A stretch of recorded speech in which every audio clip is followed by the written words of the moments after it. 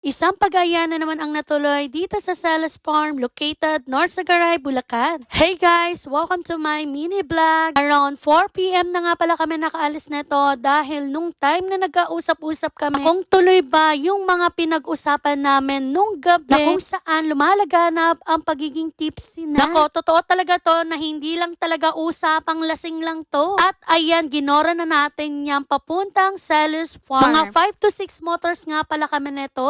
Alam mo, nakakamiss talaga yung mag-ride ng mag-rides, no? Lalo na kapag kamalayo. Ito nga palang pinuntahan namin, it takes 10 to 15 minutes nga lang pala ang biyahe nito. Ito nga pala yung isa sa mga kauna-unang farm na napuntahan namin dito sa Bulacan. Ako, kung hindi pa ako inaya dito or hindi pa kami inaya dito, hindi namin malalaman itong lugar ng Salas Farm. Dahil usually nga pala ng mga pinupuntahan namin dito ay yung mga falls or may mga ilog lang. Ang nakakatawa dito, along highway lang po yung Salas Farm, kaya naman madali mo lang siya matutuntunan.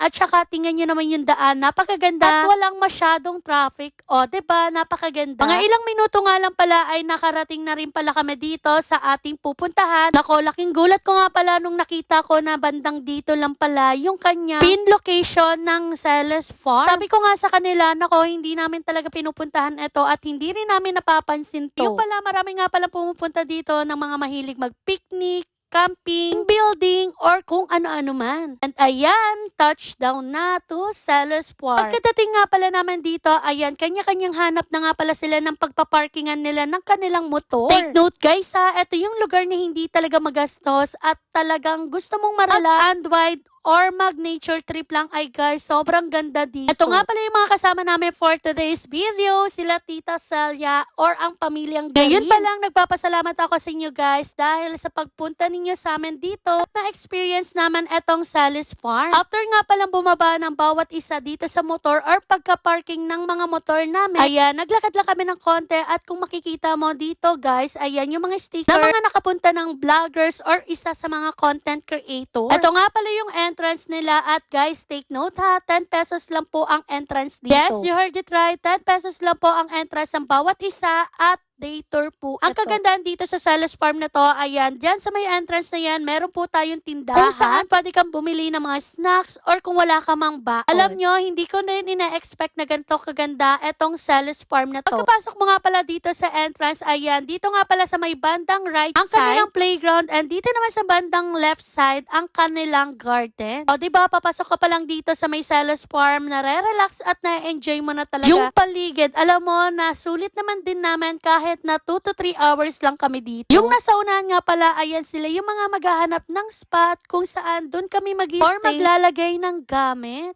Grabe, sabi ko nga sa kanila, ang dami rin pala pumupunta dito, no? Tapos tingnan nyo, yung mga nakikita nyo dyan, cottage, duyan, or kahit ano pa yung pwede ninyong puntahan. Nako guys, walang bayad po dyan. Ang pinaka may bayad lang po dyan yung mga kubo at yung restroom lang. O diba, lahat na ninyo pwedeng puntahan, pwedeng ma-experience guys. Kasi yung mga yan, wala pong bayad talaga. Marami nga rin pala mga spots dito na pwede ninyong gawing background. Grabe, sobrang gaganda. At lalo na kung mahilig kayo mag-picture, mag-video, ay guys, wala akong masabi. Ay, etong 10 pesos na to, nako, gamit na gamit talaga ang entrance namin. Alam nyo, kahit na ganyan yung panahon, hindi mo mararamdaman yung inat ng araw dahil napakahangin. Presko po dito sa ating Salas Farm. Meron nga rin pala mga nagtatayo dito ng mga camping tent, and take note, wala rin pong bayad yan. At kung gusto nyo naman mag-overnight, iba naman yung rate nila, 100 pesos per head. After nga pala nilang paghahanap ng spot, ayan, nakapaglatag na nga pala kami ng picnic mat para naman kung gusto maglaro or humiga ng mga bata dito, ayan, ready na. Sabi ko nga try din namin mag-overnight dito at pwede rin po kayo mag-rent ng kubo or as low as 1,600 pesos, pwede kayo up to 6 persons na. Ang kagandahan dun sa kubo nila, meron ng aircon, kama, kitchen, sariling CR at magandang view. Ay nako, sobrang ganda at nakaka-relax talaga. Guys, tingnan nyo naman mga bata, sobrang na-enjoy nila dito sa Salas Farm na to. Kahit nga kaming mga matatanda, na-enjoy at nare-relax namin dito. After ko nga pala magpahinga, ayan, nag-ikot-ikot na nga pala ako dito para makita ko yung mga magagandang spot. Yung mga ganitong spot, diba, tingnan nyo naman kung gaano kaganda at tingnan nyo rin yung sunset. Syempre, kapag pumunta ka dyan, kailangan mo lang mag-ingat. At ayan, makakapag-picture ka na ng walang photo bomber. Tingnan nyo naman guys kung gaano na-enjoy itong pugad na to.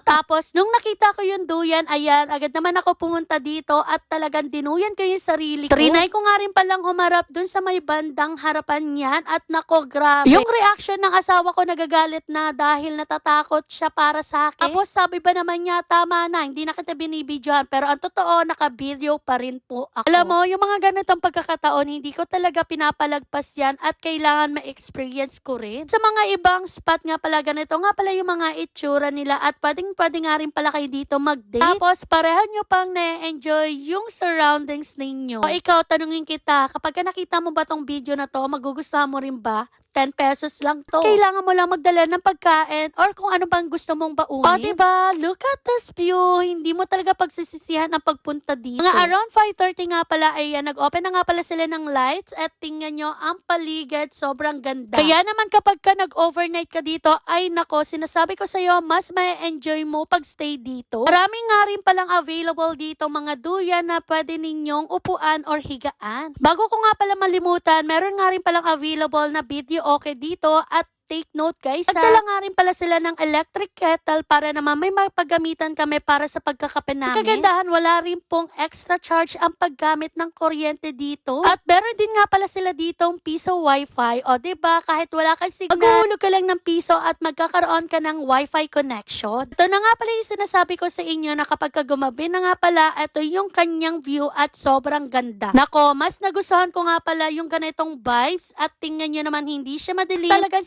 sabi ko sa kanila na babalik tayo dito at mag-overnight. Dahil nga gabi na, ayan, napag-decide na nga rin pala namin umuwi around 7 p.m. para naman makabiyahe na ulit kami pauwi dahil meron kaming mga kasamang bata. Mas maganda talaga kapag ka pumunta ka dito, ayan, overnight at talagang ma-enjoy mo yung view at gusto mong ma-relax. Ako guys, kung naghahanap kayo ng affordable, ma-relax, ma-unwind, or kahit gusto mo pang mag-camping, sa to sa mga i-recommend ko sa inyo ang Celes Farm. Located lang dito sa North Sagaray, Bulacan. Guys, isa sa mga highly recommended with good experience. O diba, sobrang ganda lang. Kahit nga pala mga gantong oras, wala naman ako naramdaman na kahit anong lamok. Dito, siguro dahil dala na lang din ng lakas ng hangin dito. Kaya naman kapag pumunta ka dito, make sure na meron kayong extra blanket or jacket para naman hindi kayo lamigin at maging komportable pa rin kayo. Meron nga rin pala mga nagsidatingan at meron din pala mga nagstay dito at meron ding mga umuwi na tulad namin. Kaya guys, based on my experience or first timer dito sa Celes Farm, kung i-rate ko ng 1 to 10, ayan, ang i-rate ko dito ay 10 points kaagad kasi sobrang na-relax at talagang na-enjoy ko yung view. Kaya nga sabi ko sa kanila, talaga bang 10 pesos lang, hindi pa rin talaga ako makapaniwala. At nung una, akala ko talaga pangit yung view dahil namumurahan ako sa entrance. At yung pala pinagpaplanuhan ko ang pagbabalik dito for overnight. Dahil gusto ko rin maranasan na paggising ko sa umaga at pag-open ko ng camping tent, ayun yung bubungad sa'yo. Yung mga puno at sobrang nakakaganda lang ng vibes. At ayan, hanggang dito na muna yung video at abangan nyo rin yung mga susunod na mga i-upload natin. At yung mga ibang experience natin sa mga iba't ibang destinations. Please like and share this video and thank you for watching!